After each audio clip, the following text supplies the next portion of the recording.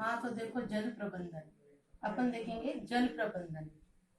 जल प्रबंधन का मतलब होता है कि जो व्यर्थ होता हुआ जल है उसका प्रबंधन कैसे किया जाए, उसको कैसे बचाया जाए, वह जल प्रबंधन। आपका अगला प्रश्न भी यही होगा कि जल प्रबंधन से क्या तात्पर्य है। इसका उत्तर आपको महत्वपूर्ण बिंदु में मिलेगा। दूसरा महत्वपूर्ण बिंदु है, जैसे जल प्रबंधन में जल के वितरण, विकास व सुव्यवस्थित उपयोग के लिए की गई सभी तकनीकी योजनाएं सम्मिलित होती है जो जल की मांग व पूर्ति में सामंजस्य से स्थापित करती है, उसे हम कहते हैं जल प्रबंधन।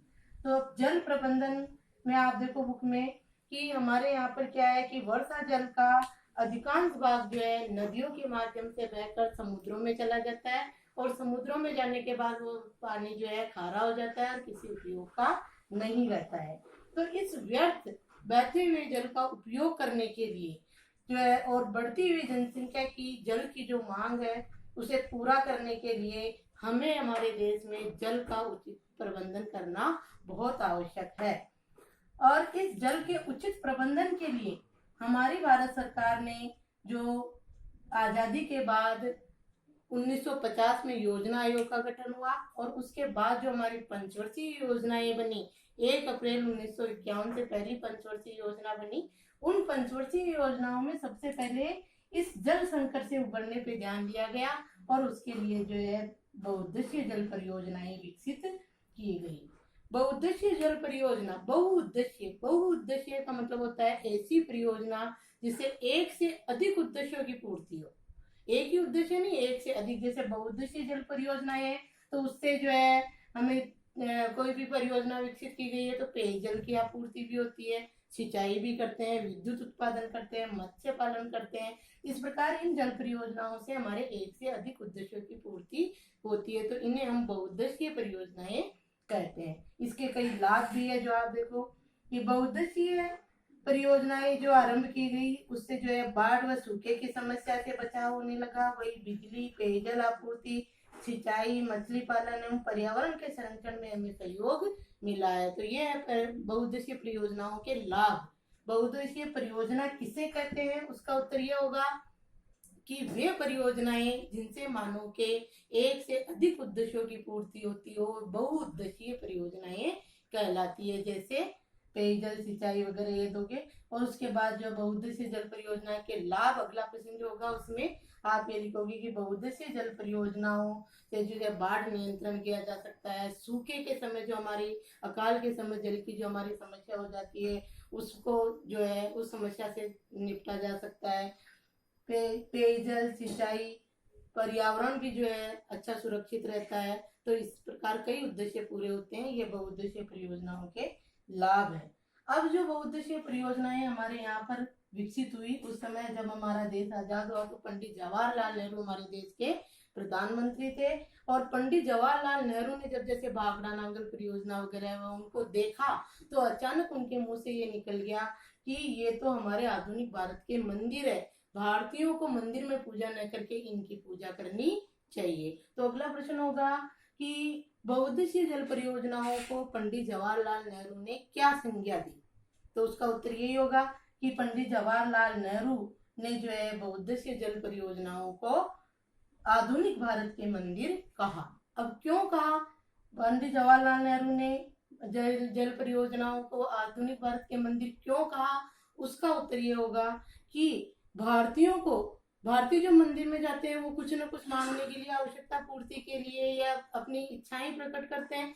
तो उन्होंने ये कहा कि भारतीयों की सारी आवश्यकताएं, इच्छाएं इन जल परियोजनाओं से के जो बांध बनाए जा रहे हैं उनसे भारतीयों की अधिक इच्छाएं पूरी हो जाएगी। तो इनकी पूजा करनी चाहिए भारतीयों को और इनको मंदिर मानकर इनका संरक्षण, पूजा का मतलब ये नहीं कि वहाँ फूल चढ़ाए कि भाई उनका संरक्षण करे, बचाव करे, ये जो है और उसमें जो है अधिक से अधिक भविष्य के लिए पानी एकत्रित करे जिससे कि सबकी आवश्यकताएं पूरी हो सके।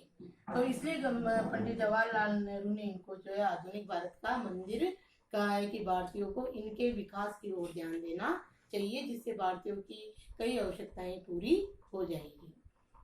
अब जो है जैसे हमारे देश में भारत में जो है इन परियोजनाओं को लागू करने के लिए हम देखेंगे कि केंद्र सरकार और राज्य सरकारें क्या प्रयास कर रही है। केंद्र सरकार ने कौन कौन सी योजनाएं विकसित की है, राज्य सरकारों में कौन सी है, कई योजनाएं ऐसी है जो एक से अधिक राज्यों के सहयोग से भी चल रही है।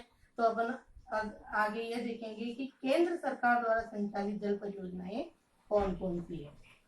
तो देखो आगे की तार में केंद्र सरकार द्वारा महत्वपूर्ण परियोजनाएं जैसे भाखड़ा नांगल परियोजना, रिहंद परियोजना, दामोदर नदी घाटी परियोजना, हीराकुंड, कोसी, टिहरी बांध परियोजना आदि परियोजनाएं जो केंद्र सरकार द्वारा संचालित है। अब आपका अगला प्रश्न यहाँ पे यही बनेगा कि केंद्र सरकार द्वारा संचालित जल परियोजनाओं के नाम लिखिए। तो आप इस तरह से केंद्र सरकार द्वारा संचालित जो जल परियोजनाएं इनकी एक सारणी बनाओगे और इस तरह याद करोगे। ये ऐसे सारणी बना लो, पहले जल परियोजना का नाम आएगा, जल परियोजना ये लिखो।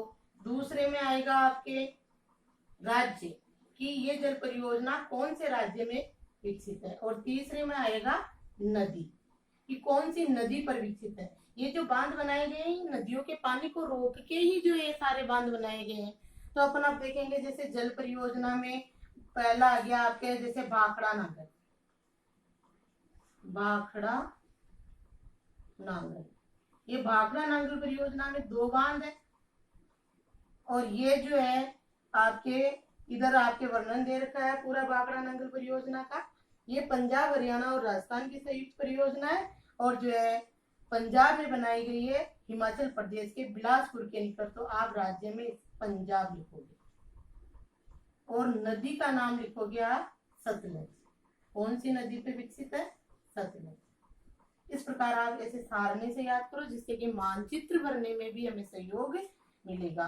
जैसे इसमें लिखा है कि सतलज नदी पर हिमाचल प्रदेश के निकट बिलासपुर में, तो हिमाचल प्रदेश के बिल्कुल सीमा पर पंजाब और हिमाचल प्रदेश की सीमा पे ही जो है ये परियोजना विकसित है। अब इसी प्रकार दूसरी है हीराकुंड बांध परियोजना। तो हीराकुंड बांध परियोजना उड़ीसा में है।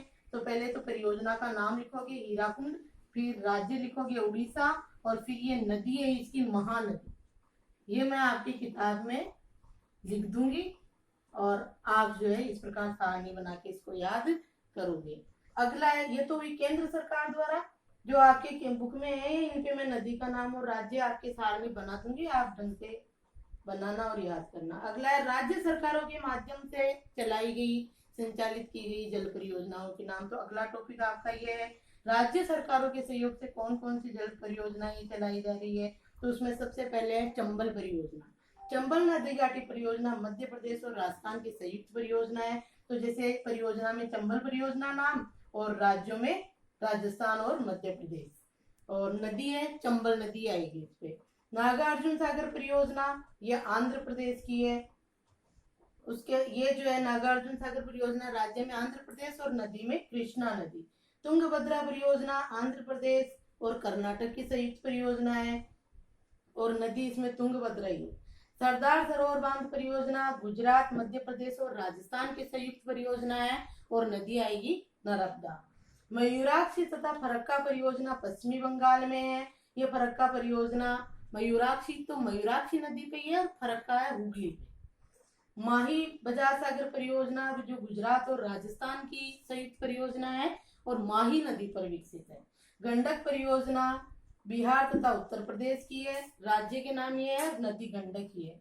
मचकुंड परियोजना आंध्र प्रदेश और उड़ीसा की है। इस प्रकार ये जो है राज्य सरकारों द्वारा संचालित परियोजनाएं हैं, इनका भी आपको इसी तरह सारणी बना के परियोजना का नाम, फिर राज्य का नाम और फिर नदी का नाम इस तरह से करना है। प्रश्न भी है, प्रश्नों का उत्तर भी आपको ऐसे ही देना है और ये सारणी बना के ही अच्छे से लिखना है।